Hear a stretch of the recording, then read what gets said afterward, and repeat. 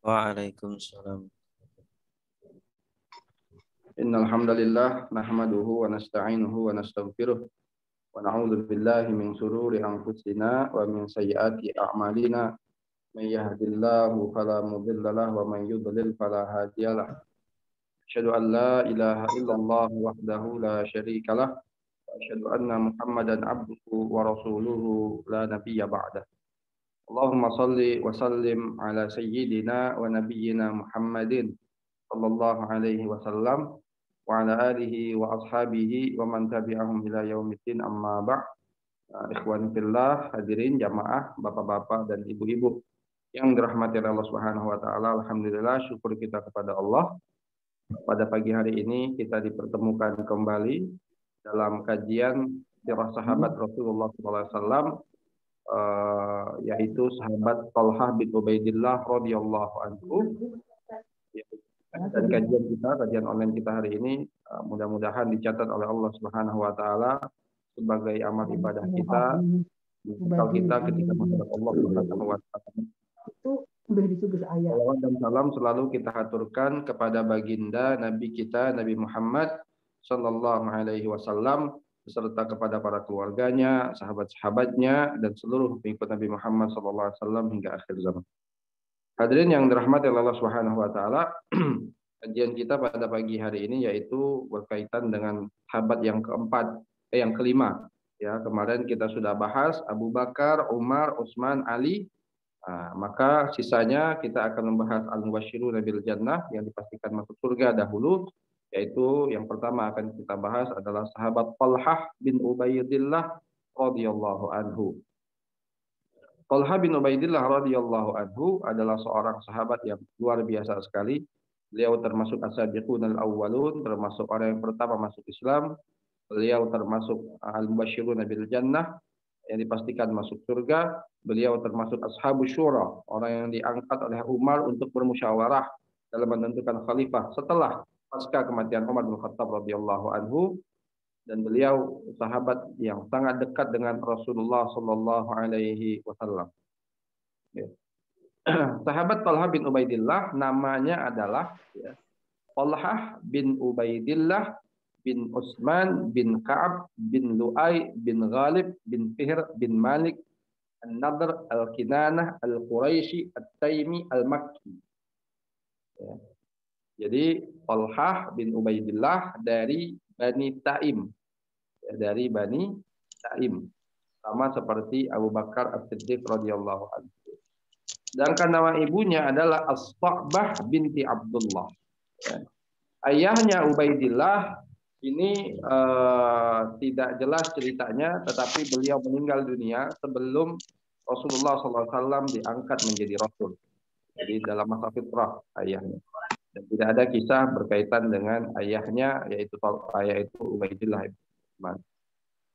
Hadirin yang dirahmati Subhanahu wa taala, Talha berasal dari Bani Taim, yaitu satu kabilah dengan Abu Bakar As-Siddiq. Bani Taim satu kabilah dengan Abu Bakar As-Siddiq, dan beliau mempunyai kedekatan yang sangat dekat dengan Abu Bakar. Karena beliau juga menantu daripada Abu Bakar. Menantu daripada Abu Bakar. Talha ipar Nabi Muhammad SAW melalui 4 istri. Jadi Talha mengambil adik-adik daripada Ummahatul Mukminin, saudara lah. Nggak tahu adik atau pokoknya saudari daripada Ummahatul Mukminin. Dari 4 jalur beliau mendapatkan ipar Nabi. Siapa saja? Yang pertama Ummu Kulthum binti Abu Bakar. Yang pertama Ummu Kulthum binti Abu Bakar yang merupakan saudari daripada Aisyah. Kita tahu Aisyah anaknya Abu Bakar. Ya, dia punya saudari, salah satunya adalah Ummu Kulthum, dinikahin oleh Talha bin Ubaidillah. Kemudian ada jamaah sekalian Hamnah binti Jahash. Hamnah binti Jahash yang merupakan saudara dari Zainab. Zainab binti Jahash ini istri kelima Rasulullah SAW. Istri kelima Rasulullah SAW, Zainab binti Jahash. Yang dia ini awalnya adalah istrinya Zaid ibn Harithah, tapi kemudian diceraikan dan ayat Al-Quran turun memerintahkan Rasulullah untuk menikahi Zainab binti Jahash untuk mempertegas hukum dalam Al-Quran bahwasanya bekas istri mantan anak angkat boleh dinikahi. Bekas istri mantan anak angkat, bekas istri anak angkat ya, boleh dinikahi. Itu Zaid bin Harisah, anak angkat Rasul, punya saudara, nikah dengan Zainab binti Jahash, diceraikan dan akhirnya Zainab binti Jahash dinikahi oleh Rasulullah. Punya saudara yaitu siapa? Hamnah binti Jahash, dinikahi oleh Talha, jadi iparnya Talha. Rasulullah jadi iparnya, Talha adalah iparnya Rasulullah Shallallahu Alaihi Wasallam. Kemudian siapa lagi? Rafa'ah binti Abu Sufyan. Rafa'ah binti Abu Sufyan, Abu Sufyan bin Harb, ya, yang merupakan saudari daripada Habibah. Ini Ummul Mukminin Habibah binti Abu Sufyan, istrinya Rasul. Ya, Abu Sufyan ini mertua Rasul. Habibah istrinya Rasul, punya saudara namanya Rafa'ah binti Abu Sufyan, dinikahi juga oleh Talha. Yang keempat, Qaribah binti Abi Umayyah, yang merupakan saudari daripada Ummu Salamah. Ya, jadi Ummu Salamah juga istri Rasulullah SAW, punya saudara namanya Qaribah. Nah, itu nasab dan keluarganya siapa? Talha bin Ubaidillah. Selanjutnya yaitu keislamannya. Islaman Talha bin Ubaidillah. Sahabat Talha bin Ubaidillah termasuk as-sabiqun al-awwalun, termasuk orang yang pertama masuk Islam. Orang yang pertama masuk Islam. Dan masuk Islam melalui jalur sahabat Abu Bakar As-Siddiq radhiyallahu anhu. Ya, sudah kita bahas, ada beberapa sahabat utama yang masuk Islam melalui jalur Abu Bakar. Artinya masuk Islam, mereka mengenal Islam lewat Abu Bakar As-Siddiq. Salah satunya adalah Talha bin Ubaidillah. Ia masuk Islam pada umur 15 tahun. Ya Allah, masih sangat muda ya. Masuk Islamnya umur 15 tahun. Memang banyak daripada pengikut Rasulullah SAW, khususnya di awal adalah anak-anak muda. Anak-anak muda ini ikut ya dakwahnya Rasulullah SAW. Bahkan Rasulullah mengatakan kadzabanis tuyukh wa saddaqanis syabab. Ya, ada sebuah riwayat mengatakan, Rasulullah mengatakan yang mempercayai aku adalah orang-orang tua, orang-orang muda, sedangkan yang mendustakan aku adalah orang-orang tua. Karena tokoh-tokoh itu sudah sangat mendalam sekali, ya, bekas-bekas jahiliyah itu ada di dalam sanubari dan otak mereka sehingga susah untuk diajak Islam. Sedangkan anak-anak muda, ya, mereka lebih terbuka, maka mereka dengan cepat menerima dakwah Rasulullah SAW. Dia masuk Islam umur 15 tahun. Dan ini adalah pilihan yang sangat berat sekali. Kenapa pilihan yang sangat berat? Karena umur 15 tahun dan mereka ketika masuk Islam berarti menentang Quraisy secara keseluruhan. Menentang tradisi bangsa Arab ya, secara keseluruhan. Dan kalau menentang Quraisy artinya menentang bangsa Arab. Ya, karena Quraisy adalah pemimpin bangsa Arab. Umur 15 tahun. Riwayat tentang keislamannya, nah ini ada satu riwayat ya tentang keislaman beliau. Jadi beliau ini dibesarkan di Mekah, hidup di Mekah dan sudah sangat mengenal tentang gunung-gunung, jalan-jalan, dan bukit-bukit yang ada di Mekah. Sampai suatu saat, sebagaimana kebiasaan orang Mekah, mereka suka melakukan perjalanan. Suka melakukan perjalanan, baik di musim hujan ataupun di musim kering. Nah, hadirnya jamaah sekalian, maka Talha dari muda sudah biasa melakukan perjalanan. Salah satunya adalah ke Syam. Jadi, orang Quraisy suka melakukan perjalanan ke Syam. Suatu saat ketika Talha sampai di Basrah, Basrah ini salah satu kota yang sangat maju di zaman itu. Adanya jamaah sekalian, maka ada seorang rahib yang terkenal di negeri itu. Ada seorang rahib yang terkenal di negeri itu. Ada seorang rahib yang terkenal di negeri itu. Ya, kemudian bertanya kepada rombongan pedagang ya, tentang asal mereka. Ditanya, kalian ini dari mana? Gitu ya. Maka Talha menjawab bahwasannya dia dari Mekah, ya, dari tanah suci Mekah. Maka si rahib tadi kemudian mengatakan bahwasanya nanti di Mekah akan lahir ya, seorang nabi yang terakhir yang bernama Ahmad putra Abdullah bin Abdul Muttalib. Jadi ini rahib agama Kristen ini sudah tahu ya, karena memang Ahlul Kitab itu sudah sangat mengenal tentang kenabian Rasulullah. Bahkan mereka itu lebih mengenal kama ya'rifuna abna'ahum, sebagaimana mereka ini mengenali anak-anak mereka tentang kenabian Nabi yang terakhir ini. Mereka memang sudah menunggu Ahlul Kitab itu. Makanya kan kenapa orang-orang Yahudi itu ada di Madinah. Ya, karena hadirnya jamaah sekalian, mereka itu sudah tahu nanti Rasul itu akan hijrah ke satu negeri yang dipenuhi oleh cadas hitam dan banyak pohon kurmanya. Nah, itu ciri-ciri ada di Madinah. Dan mereka sudah tahu itu, makanya mereka menunggu kenabian yang terakhir itu di Madinah. Dan ternyata ketika Nabi Muhammad diutus kepada mereka, dan ternyata Nabi Muhammad itu bukan berasal dari bangsa Yahudi, tapi berasal daripada bangsa Quraisy, anak cucu Nabiullah Ismail alaihissalam, maka mereka menolak kenabian Rasulullah Shallallahu Alaihi Wasallam. Jadi ahlul kitab itu sudah sangat mengetahui ya tentang kenabian Rasul, khususnya para rahib mereka, karena mereka membaca kitab-kitab. Ya, bagaimana dalam Al-Quran, ya Allah mengatakan, Nabi Isa itu mengatakan, "Walladzina ja'u gimana? Wa idh qala Isa bin Maryam lil hawariyyin wa idh qala Isa bin Maryam ya bani Israil, saya lupa dalam Al-Asaf, mimba dismuhu Ahmad. Ya, nanti akan datang seorang nabi yang diutus namanya adalah Ahmad. Nah, ini rahib ini sudah tahu. Maka hadirin jamaah sekalian dikasih tahu oleh rahib itu akan datang seorang nabi nanti akan hijrah ke Madinah ke suatu tempat yang banyak pohon kurmanya. Ya, maka hadirin jamaah sekalian ketika dia pulang setelah dia pulang dari Busra kemudian langsung mencari tentang kabar gembira tersebut dan akhirnya mendapatkan Abu Bakar. Ya, dia memang punya link kepada Abu Bakar karena dari keluarga dia dari Bani Taim. Akhirnya bertanya kepada Abu Bakar dan akhirnya Abu Bakar kasih tahu benar sudah diutus seorang nabi yang terakhir bernama Muhammad ibni Abdullah ibni Abdul Muttalib.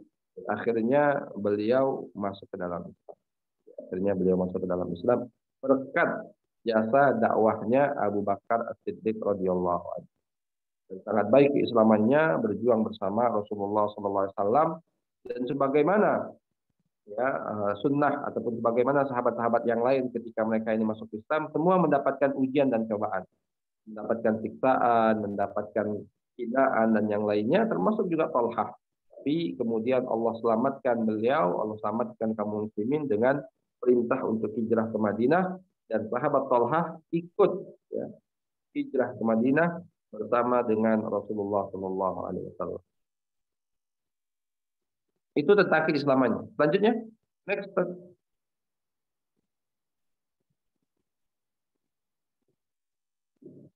Nah, ini perjuangannya di dalam Islam. Ya, kalau masalah perjuangan di dalam Islam, bagaimana Talhah sudah tidak bisa kita ragukan lagi. Ya, karena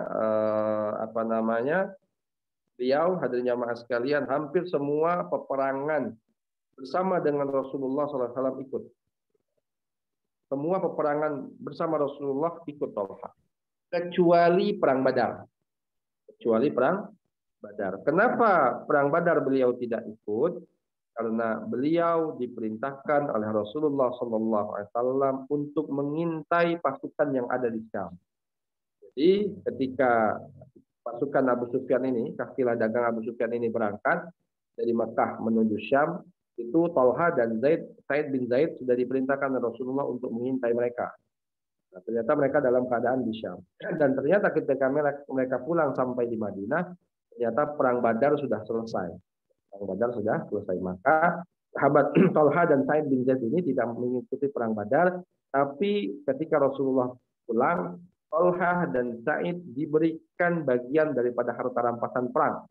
Karena mereka juga punya peran ya, karena mereka diutus oleh Rasulullah untuk sana ya, dan kalau tidak diutus mungkin mereka pasti ikut, tapi karena mereka diutus Rasulullah maka ketika mereka pulang pun mereka mendapatkan harta rampasan perang.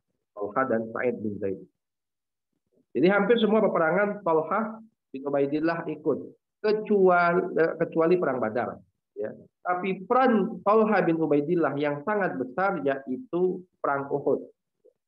Peran Talha yang sangat besar dalam sejarah Islam yaitu perang Uhud. Bahkan Abu Bakar As-Siddiq radhiyallahu anhu mengatakan, kalau kalian bertanya tentang perang Uhud, maka semua itu adalah milik Talha. Kata Abu Bakar, kalau kalian bertanya tentang perang Uhud, maka semua itu adalah milik Talha. Bagaimana perannya yang sangat penting dalam perang Uhud. Ya, next step. Nah, Akhirnya mas kalian bahkan di dalam perang Uhud ini, ya, Tolha ini mendapatkan julukan dari Rasulullah SAW yaitu Asyahid Yamshi ala wajhil ard. Apa julukannya? Asyahid Yamshi ala wajhil ard. Seorang syahid yang berjalan di atas muka bumi. Syahid Yamshi ala wajhil ard. Ya. Nah, hasilnya mas kalian dia mendapatkan julukan ini karena perannya dalam melindungi Rasulullah SAW dalam perang Uhud. Kita tahu ya, perang Uhud ini kaum muslimin mendapatkan kekalahan. Ya, dikarenakan beberapa orang sahabat ya sebenarnya bukan mengingkari perintah Rasul. Ya, tapi mungkin mereka khilaf ya karena turun daripada bukit tersebut pada Rasul. Jadi ketika perang Uhud ini ya, kan orang-orang kemudian mengepung Madinah ya melalui Uhud. Ya mereka masuk melalui daerah utara melalui Uhud. Maka Rasulullah SAW mencegat mereka dari bukit Uhud. Nah, akhirnya strategi Rasulullah itu mereka mencegat ini karena kenapa? Agar kiranya ya pasukan yang banyak ini karena jumlah mereka banyak 3.000 orang sedangkan jumlah kaum muslimin hanya 700. Karena ada 300 orang munafik yang melarikan diri, yang mundur kembali sebelum peperangan, adanya mas kalian, maka strategi Rasul ketika itu mencari tempat yang agak sempit, yang tidak terlalu lebar. Untuk apa? Agar kiranya kalau terjadi peperangan, walaupun jumlah mereka banyak, tetapi tidak bisa melebar. Lurus aja, jadi sama aja jumlahnya seperti sama gitu. Ini strategi Rasulullah yang luar biasa cerdas. Nah, adanya mas kalian untuk biar tidak kaum muslimin ini diserbu dari belakang karena jumlah musuh ini banyak kan bisa diserbu dari belakang. Maka Rasulullah memerintahkan 50 orang pemanah berjaga di atas bukit. Ya, namanya sampai sekarang disebut dengan Jabal Rumad. Ya. Bukit para pemanah. Ada sampai sekarang di Uhud. Nah, kalau mudah-mudahan nanti Allah beri kesempatan kita untuk umroh, kita bisa melihat di situ Jabal Rumad. Ya, di situ ada makam syuhada, syuhada Uhud, ada makam Hamzah, makam Mus'ab bin Umar dan yang lainnya hadirnya maskan dan ada Jabal Rumatnya. Nah, di Jabal Rumat itulah 50 orang ini diperintahkan oleh Rasulullah untuk berjaga. Untuk apa? Menjaga agar jangan pasukan kafir Quraisy menyerang dari belakang sehingga kaum muslimin digencet dari depan dan belakang. Sedangkan di posisi depan, di posisi pasukan yang paling depan, Rasulullah meletakkan para jagoan-jagoan perang di posisi yang paling depan. Untuk apa? Agar mengimbangi kekuatan ini. Jadi walaupun mereka ini banyak, tapi kan tidak bisa melebar dan di depannya itu ada orang-orang yang sangat kuat di dalam berperang. Diletakkan oleh Rasulullah Hamzah, Umar, Ali, begitulah yang memang punya kehebatan di dalam berperang di pasukan di dini yang paling terdepan. Nah, hadirin yang rahmat Allah Subhanahu wa taala, maka ketika itu ya di awal-awal peperangan kaum muslimin mampu ya mengimbangi banyaknya pasukan ini, bahkan orang-orang Quraisy itu kalah ya. Mereka ini sampai berlarian sampai hadirin jemaah sekalian pembawa panji mereka ini hampir semua mati. Diganti pembawa panjinya diganti oleh orang ini, dibunuh lagi, diganti lagi, dibunuh lagi, diganti lagi seperti itu. Terus sampai banyak yang mati pembawa panji di perang Uhud. Sampai kemudian akhirnya orang-orang kafir Quraisy ini ya kalah dalam peperangan dan akhirnya mereka mundur. Nah, masalahnya 50 orang ini tadi yang di atas bukit Rumat ini tadi melihat ada peluang ya, bahwasanya mereka mundur sudah kalah kaum musyrikin, maka ada harta rampasan perang di situ. Maka mereka pun ingin mundur. Mereka pun ingin turun dari bukit tersebut untuk apa? Bersama-sama dengan kaum muslimin yang lain mengambil harta rampasan perang. Nah, ketika mereka mau turun, amir mereka, ya, pemimpin mereka di atas bukit itu namanya sahabat Jabir ibn Abdullah, ya, itu sudah melarang, jangan kalian turun. Karena kenapa? Rasulullah larang. Rasulullah larang kalian untuk turun. Apapun yang terjadi, kata Rasulullah, jangan turun sampai aku perintahkan untuk turun. Ya. Tapi mereka tetap juga turun. Nah, ketika akhirnya mereka ini turun, dari 50 orang ada 40 orang turun, sedangkan sisa 10 orang lagi di atas bukit itu termasuk pemimpin mereka Jabir bin Abdullah. Hadirin jamaah, maka ketika mereka turun dari belakang, dari belakang hadirnya jamaah sekalian ada pasukan Khalid bin Walid, pasukan infanteri ya, pasukan berkudanya Khalid bin Walid. Itu kemudian dari belakang menyusul dan naik ke atas bukit karena jumlahnya sedikit dengan sangat mudah dikalahkan Khalid, dan akhirnya ketika 10 orang yang dikalahkan Khalid, maka Khalid langsung turun menyerang kaum muslimin dari belakang. Maka ketika kaum muslimin diserang dari belakang ini dan diserang juga dari depan lagi, dan ketika mereka kewalahan, orang-orang yang tadi melarikan diri kembali lagi dan pegang lagi pegang lagi royah mereka, bukan royah bendera mereka, panji mereka, maka kembali lagi akhirnya kaum muslimin dicegat dari depan dan dari belakang. Dicegat di sini orang Quraisy, di sini orang Quraisy dicegat seperti itu. Maka tercerai burailah pasukan kaum musyrikin pasukan kaum muslimin ketika itu. Hamzah bin Abdul Muthalib mensyahid, adanya mas kalian.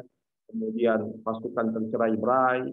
Bahkan ada beberapa orang sahabat yang melarikan diri karena kemudian ada isu yang mengatakan Muhammad sudah dibunuh, Muhammad sudah dibunuh. Ada yang mengatakan sudah, kalau Muhammad sudah mati untuk apa lagi kita berperang. Jadi itu ketika itu memang perang selain perang fisik juga perang mental. Artinya para sahabat juga sangat tertekan ketika mengetahui mereka dalam keadaan terdesak dan mendengar kabar Rasulullah SAW telah wafat. Hadirin yang dirahmati Subhanahu wa taala, maka Rasulullah ketika itu berada di belakang. Rasulullah berada di belakang bersama dengan beberapa orang sahabat saja. Dalam beberapa riwayat dikatakan Rasulullah itu hanya dijaga oleh 7 orang Ansor dan dan 2 orang Muhajirin. 7 orang Ansor dan 2 orang Muhajirin. Orang Muhajirin yang menjaga Rasulullah adalah Thalhah bin Ubaidillah dan Sa'ad bin Abi Waqqas. Ini 2 orang itu. Yang lain kan berperang ke depan. Nah, ketika kaum muslimin ini tercerai berai, maka Rasulullah SAW ketika itu punya siasat. Siasatnya apa? Memanggil seluruh kaum muslimin kembali kepada beliau. Nah, siasat ini memang untuk mempersatukan kaum muslimin, tapi ini siasat yang berbahaya. Nah, kenapa? Ketika Rasulullah berteriak, memanggil kaum muslimin, maka itu juga memberitahu kedudukan Rasulullah terhadap orang-orang Quraisy. Rasulullah di belakang, orang kan nyari di mana nih Rasulullah. Mereka mengincar Nabi Muhammad SAW.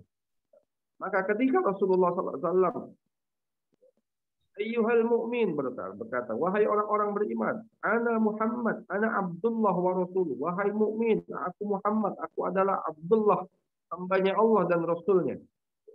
Maka ketika itu hadirnya semua mata kafir Quraisy tertuju kepada Rasulullah dan semua mengincar bagaimana membunuh Rasulullah. Padahal Rasulullah hanya dijaga oleh 9 orang saja. 7 dari kalangan Ansar, 2 dari kalangan Muhajirin. Maka ketika orang-orang ini ingin menyerang Rasulullah mengatakan kepada para sahabat, siapa yang berani menghalang mereka, maka kalian mendapatkan surga. Thalhah bin Ubaidillah angkat tangan. Kata Rasulullah, jangan, kita tetap di sini. Maka 1 orang dari Ansar terangkat tangan, disuruh perang oleh Rasulullah menghadang kaum musyrik ini, akhirnya akhir. Begitu lagi, ya. Siapa yang berani menghadang mereka? Thalhah lagi angkat tangan, jangan, kata Rasulullah. Yang lain maju. Sampai ke-7-7-nya syahid. Sampai ke-7-7-nya syahid, adanya makan, baru kemudian Rasulullah mengatakan, ya, Thalhah kemudian mengatakan, ya Thalhah maju. Nah, sedangkan Sa'ad bin Abi Waqqas ini terkenal sebagai ahli panah. Dia orang yang pertama kali memanah di dalam Islam. Maka Rasulullah memberikan anak panahnya kepada beliau, menyuruh Sa'ad bin Abi Waqqas untuk memanah. Kata Rasulullah SAW, panahlah wahai Sa'ad, sesungguhnya ayah dan ibuku menjadi sebesar. Ayah dan ibuku menjadi sebesar. Artinya hadirnya maaf sekalian, kata-kata ini begitu luar biasa kepada Sa'ad karena hanya 2 orang sahabat yang pernah Rasulullah ucapkan kata-kata itu. Ayah dan ibuku menjadi sebesar, yaitu Sa'ad dan juga Zubair bin Awwam. Itu hadirin yang dirahmati Subhanahu wa taala. Maka Thalhah turun. Diperintahkan Rasulullah Thalhah turun. Hadirin yang dirahmati Subhanahu wa taala, Thalhah berperang dengan sangat luar biasa. Semua orang Quraisy tadi yang ingin membunuh Rasulullah dihadapi oleh Thalhah. Dan akhirnya hadirin jamaah sekalian, Thalhah mampu membunuh mereka semua, walaupun kemudian Thalhah banyak mendapatkan luka.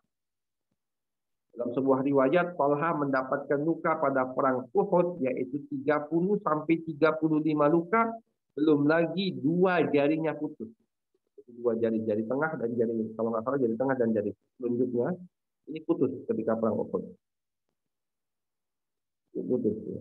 Bahkan ketika perang Uhud itu, ya, Talha kemudian mengatakan, ketika jari-jarinya ini putus, dia berkata, aduh, kalau bahasa kita, kalau bahasa Arab itu, wah, gitu. Tapi dalam bahasa kita ya mungkin kurang lebih diterjemahkan, aduh.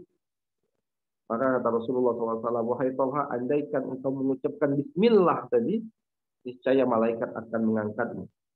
Malaikat akan mengangkatmu. Maka hadirin yang dirahmati Subhanahu wa Ta'ala, jadi luar biasa. Sampai kemudian para sahabat yang lain mendekat kepada Rasulullah, Abu Bakar, Ali, Umar, dan Abu Ubaidah bin Jarrah, semua mendekat dan kemudian melindungi Rasulullah SAW. Dan Talha mendapatkan banyak sekali luka dalam perang Uhud ini. Bahkan Abu Bakar radhiyallahu anhu ketika ditanya oleh Aisyah radhiyallahu anhu tentang perang Uhud, Abu Bakar itu kalau ditanya tentang perang Uhud, apa kata Abu Bakar? Semua perang Uhud itu tentang Talha bin Ubaidillah. Dan di dalam perang Uhud inilah kemudian Talha mendapatkan julukan dari Rasulullah apa? Syahid yamshi ala wajhi. Seorang syahid yang berjalan di atas muka bumi. Selanjutnya, next step.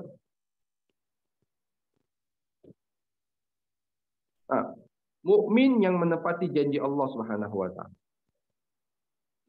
Kan dalam Al-Quran ada perkataan qadha nahbahu. Suatu saat Rasulullah pernah ditanya oleh seorang badui. Orang badui ini orang dari kampung. Ya. Madinah itu kan kota, Makkah itu kan kota. Biasanya di Madinah ada orang-orang badui. Ya. Maksudnya ada orang-orang minal badiyah dari kampung yang datang. Kalau dalam bahasa Arab disebut Arab, yaitu orang-orang badui. Datang ya, ke Madinah. Ya, dan biasanya mereka ini bertanya kepada Rasulullah SAW. Maka seorang badui tadi bertanya tentang ayat qadha nahbahu, yaitu orang mukmin yang menepati janji Allah Subhanahu wa Ta'ala. Awalnya Rasulullah berpaling. Bertanya lagi si badui ini. Maka Rasulullah berpaling lagi. Bertanya lagi badui sampai 3 kali. Kemudian Rasulullah diam. Tiba-tiba Talha bin Ubaidillah masuk masjid. Maka kata Rasulullah memanggil orang badui, siapa yang tadi bertanya tentang qadha nahbahu? Siapa yang bertanya tentang mukmin yang menepati janji Allah, qadha nahbahu. Maka hadirin jamaah sekalian, saya ya Rasulullah, kata badui tadi, kalau engkau mau tahu siapa itu, itulah orang. Siapa yang ditunjuk oleh Rasulullah? Talha bin Ubaidillah yang masuk masjid tadi. Ini orang yang kata Rasulullah apa? Qadha nahbahu, menepati janji Allah Subhanahu wa Ta'ala. Bahkan hadirin jamaah sekalian, Talha juga mendapatkan julukan Talha al-khair, Talha yang baik hati. Talha al-khair. Atau ada juga yang mengatakan yang menyebut Talha al-jud, Talha yang dermawan. Karena beliau ini sangat dermawan sekali Talha. Ya. Dalam sebuah riwayat Talha pernah menginfakkan 700.000 dirham ketika dia mendapatkan harta dari Hadramut. Jadi ketika itu dia jual tanah di Hadramut, laku gitu ya. Dia dapat uang 700.000 dirham. Tiba-tiba ketika dia dapat uang ini, Talha bin Ubaidillah tidak bisa tidur. Talha bin Ubaidillah tidak bisa tidur. Maka istrinya, ya Ummu Kulthum binti Abu Bakar bertanya, wahai suamiku, kenapa engkau tidak bisa tidur? Kata Talha, wahai istriku, bagaimana aku bisa tidak tidur sedangkan di rumahku pada malam hari ini banyak harta. Nah, jadi sahabat itu seperti itu, hadirin sekalian. Kalau kita ya nggak bisa tidur karena nggak ada duit, karena nggak ada harta. Tapi para sahabat tidak bisa tidur tenang karena banyak harta di rumahnya. Dia nggak bisa gelisah. Maka kata Ummu Kulthum tadi mengatakan, wahai suamiku, jangan susah. Kumpulkan sahabat-sahabatmu, ya. Maka ambil satu mangkok, ya, bagikan kepada mereka. Maka Talha mengambil satu mangkok, ya, atau satu piring gitu, dia ambillah uang 700.000 dirham tadi, dibagikan kepada sahabat-sahabatnya, pada orang-orang miskin, khususnya kepada Imam Ali dan yang lainnya. Ya, diberikan Talha harta ini kepada orang-orang lain. Dan sisa tinggal dalam beberapa riwayat hanya sisa sekitar 1.000 dirham saja. Dari 700.000 dirham itu langsung dibagiin, sisa 1.000 dirham saja. Diberikan kepada istrinya. Bisa bayangkan ya, 700.000 dirham, sisanya cuma 10.000 dirham. Karena yang lain sudah dibagikan oleh Talha bin Ubaidillah. Maka dia mendapatkan julukan ya, Talha al-Khair atau Talha al-Jud. Jabir bin Abdullah mengatakan, aku tidak pernah melihat seseorang yang memberi begitu banyak harta tanpa diminta selain dia. Jabir bin Abdullah ketika bicara tentang Talha, saya tidak pernah melihat seorang yang memberi begitu banyak harta tanpa diminta selain. Jadi ini memang sahabat-sahabat ini Masya Allah ya. Harta itu ada di tangan mereka. Sehingga ketika mereka mendapatkan harta, ya, mereka pergunakan untuk sesuatu yang bermanfaat. Mereka berikan untuk sedekah. Mereka berikan untuk perjuangan agama. Kalau kita kan terbalik, hadir jamaah sekalian, karena harta itu ada di dalam hati kita. Maka kita ada rasa tamak terhadap harta. Karena kita merasa memiliki. Kalau sahabat tidak. Mereka merasa, oh ini titipan. Maka mereka sekarang tidak bisa tidur. Karena kenapa? Karena tidak mendapatkan banyak harta. Dan dibagikan oleh Talha bin Ubaidillah langsung. Dan Jabir bin Abdullah mengatakan, dan ini adalah kalau bahasa sekarang itu testimoni dari seorang sahabat namanya Jabir bin Abdullah tentang bagaimana kedermawanan Talha bin Ubaidillah. Talha juga seorang sahabat yang selalu berprasangka baik dengan sesama kaum muslim. Nah, ini juga luar biasanya ya sifat Talha. Dia ini selalu berprasangka baik, husnuzon kepada sesama kaum muslim.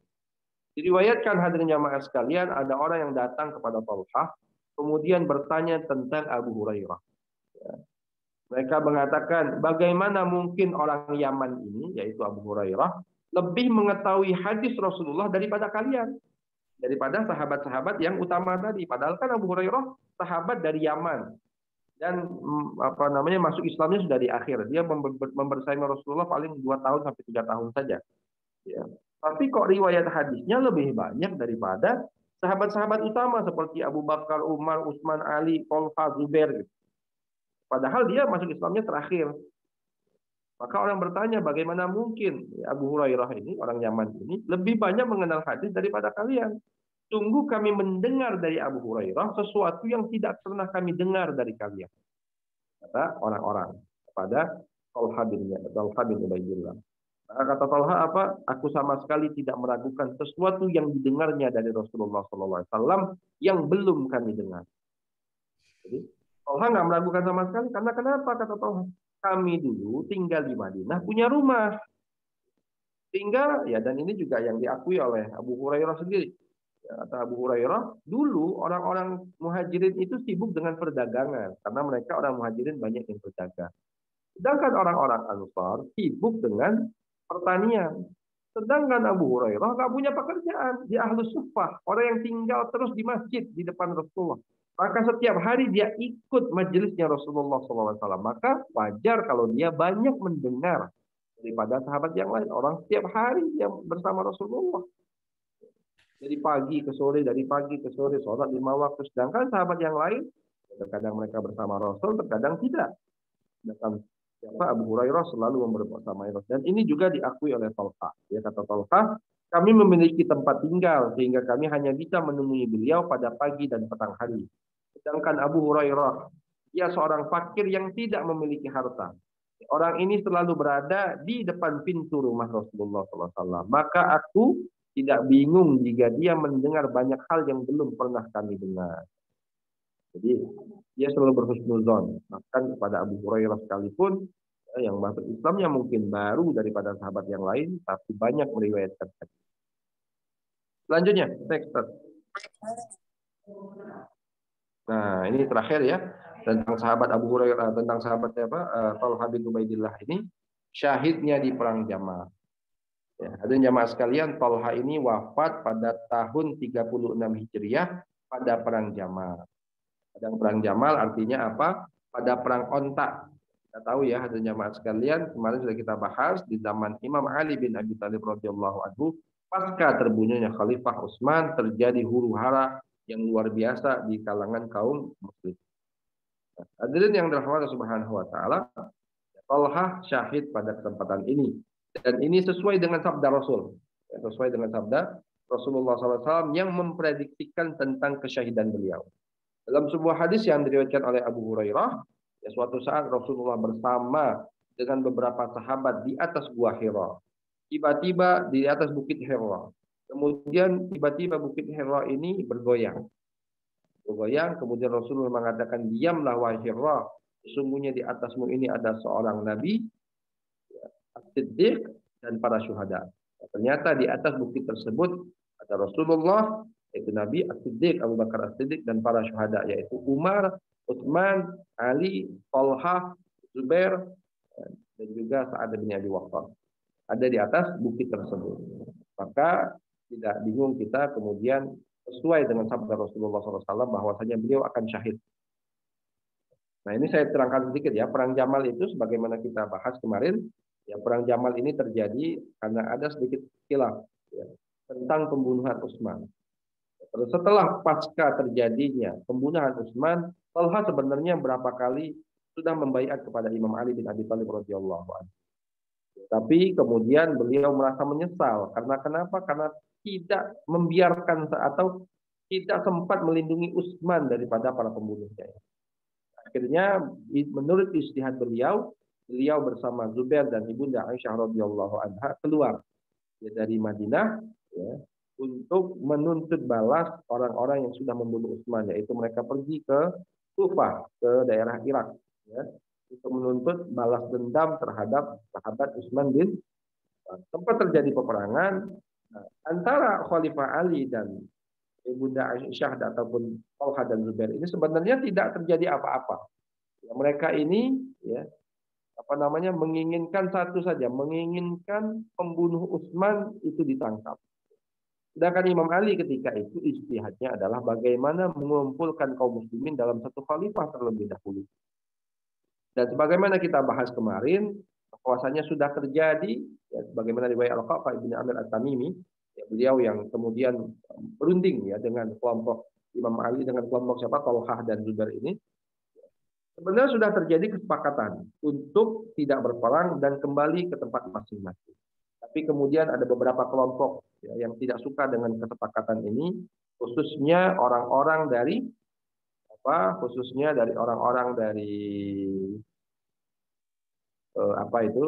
orang-orang dari pembunuh Utsman ini, dan khususnya kelompok dari As-Sabaiyah ya, yaitu As-Sabaiyah itu pengikut Abdullah bin Sabah ya, yang kemudian memprovokasi ini sebelum terjadi subuh atau ketika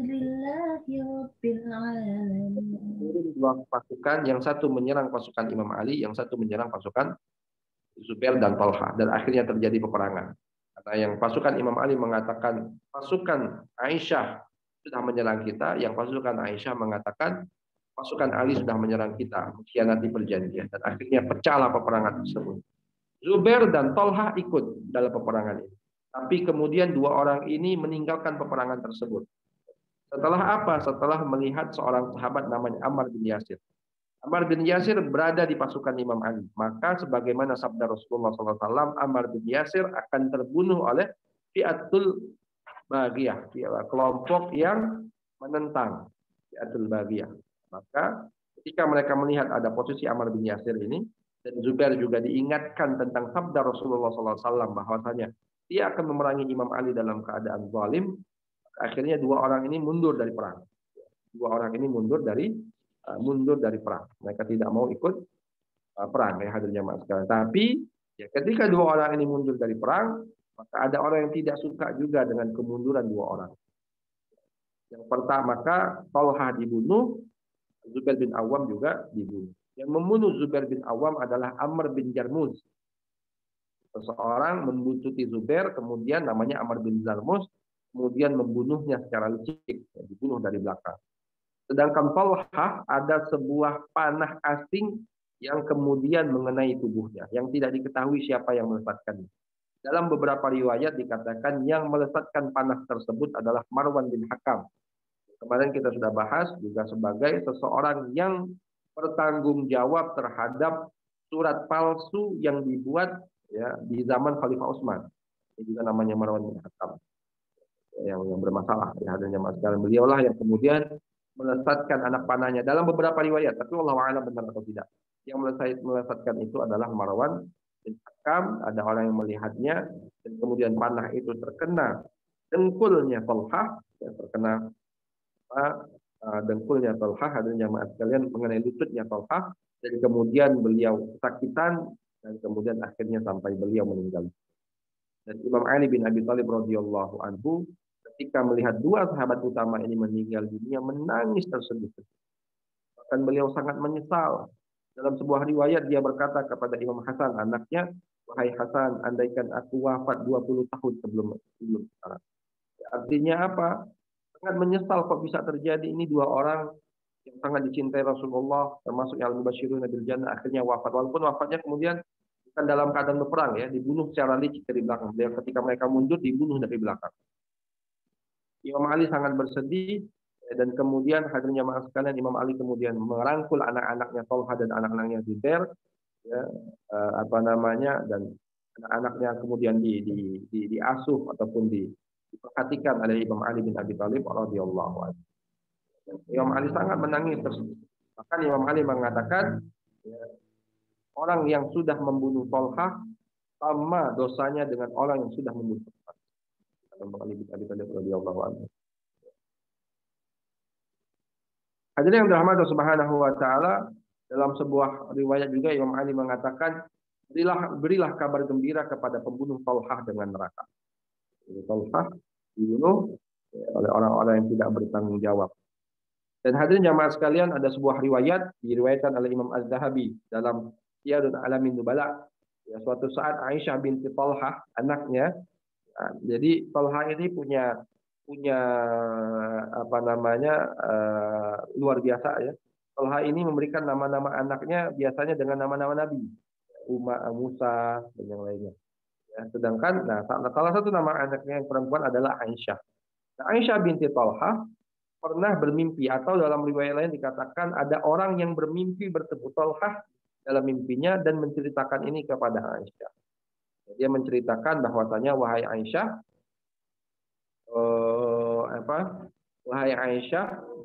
semalam aku bermimpi dengan Talhah dan dia mengatakan, kasih tahu kepada Aisyah untuk memindahkan makamku karena daerah sini, ya, di tempat ini lembab dan curah airnya begitu tinggi.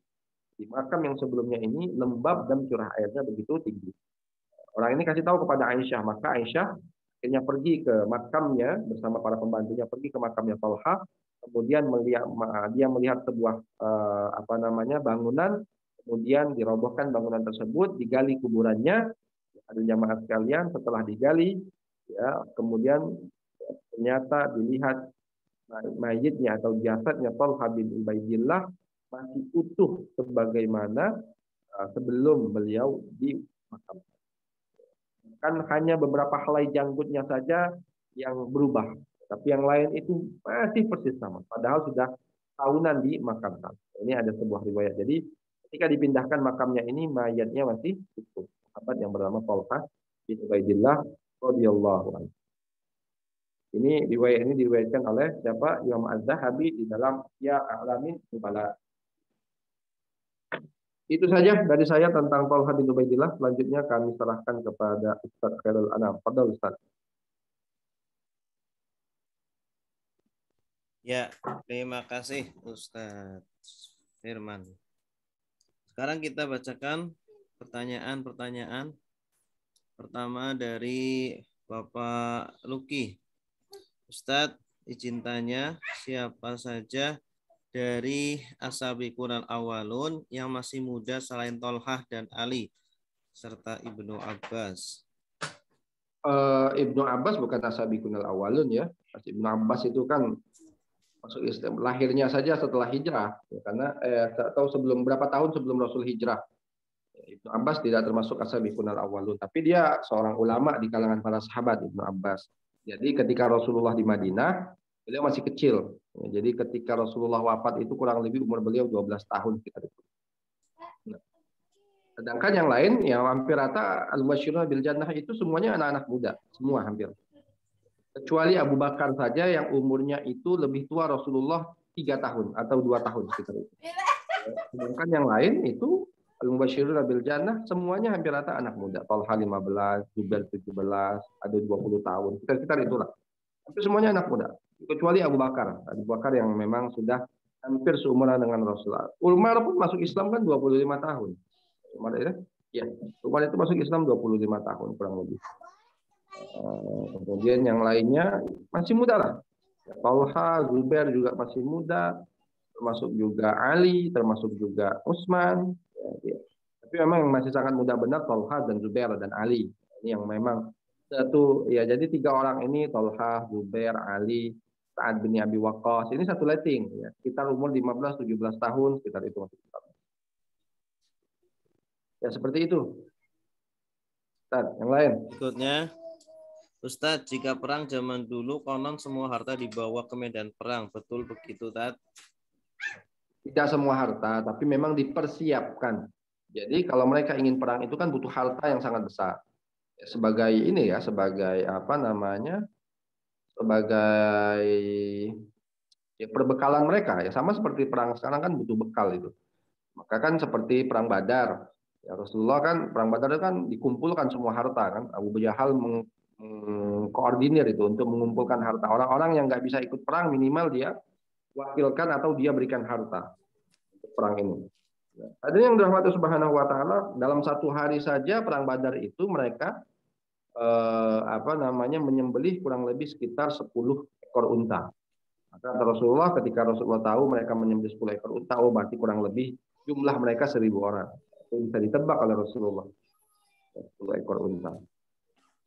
Nah, jadi hadirin yang dirahmati Subhanahu wa taala enggak semua harta kecuali perang Hunain. Ya, perang Hunain itu strategi siapa ya? Amirnya itu, pemimpin mereka yang ingin membawa semua harta, kambing, anak-anak, perempuan semua dibawa. Kebutuhan perang Hunain aja seperti itu. Tapi yang lain tidak semua harta. Tapi memang dipersiapkan bekalnya. Yang perempuan itu kan namanya perempuan, budak itu kan harta juga. Maksudnya budak itu kan harta dianggap teman itu. Tidak semua diangkut. Ya.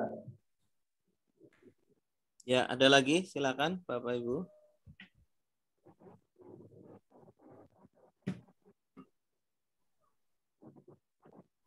Boleh langsung, boleh ditulis.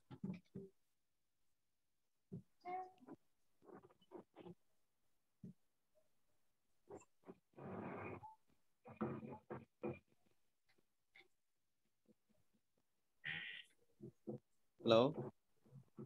Ya, cukup kali. Oke, sepertinya sudah cukup. Baik. Alhamdulillah semuanya, Bapak Ibu, Ustadz Firmansyah, terima kasih atas waktunya. Insya Allah kita lanjutkan pertemuan berikutnya hari Senin ya. Semoga kita selalu diberikan kesehatan, diberikan umur panjang, berkahan. Amin ya rabbal alamin. Subhanakallahumma wa bihamdika asyhadu an la ilaha illa anta astaghfiruka wa atubu ilaik. Wassalamualaikum warahmatullahi wabarakatuh. Waalaikumsalam warahmatullahi wabarakatuh. Syukran Ustaz Khairul Anam. Ya.